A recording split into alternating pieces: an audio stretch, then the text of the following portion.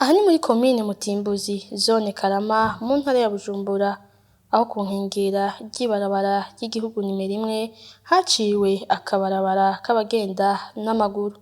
Abanyagihugu bakaba bashima ico gikorwa kuko amasanganya azoca agabanuka. Twaca mw'ibarabara dufise ubwoba kubera imiduga yaducako tukabona ko umengo yihava itugonga, twari kuhava tugira amasanganya. Ukwiyunguruza twagenda n'ubwoba, imodoka zinyuranwa zimwe twaragira ko zihaba zitugonga. Nabo basanzwe bahaba bavuga ko bakiza amasanganya kuko yahora ahitana abantu benshi, bakagira ko bahanura n'abatarabona iryo terambere bagica ku rundi ruhande guhindura ingendo. Aha hari ku macuniro, ku munsi harafa abantu 5 barenga.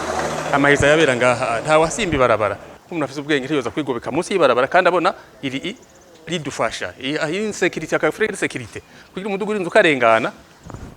Imana yoba yakuye kwiganza wewe mu gihe batari bwahakore hari ambotiyage, umuntu ariko aragenda yasanga ariko arihinda mu barabara bivanye n'ukuntu hakwaga, ugasanga amagisida ariko araba menshi. Kare umuntu yagendera akebaguzwa yiyumvira ko imodoka yo hafi mugonga canke akiyumvira ko yo hafi mukubita mw'ikanebo. Abantu ko babwira yuko bakwiye kwihatira guca aho leta yabakoreye neza kugira bareke kwikinga inyuma y'ibarabara. Mwamenya ko umushikiranganji w'inyubako za leta, ibikoresho rusangi n'uburaro yari yamenyesheje ko ako kabarabara kari mu bikorwa bizokorwa kakaba kariko karahera.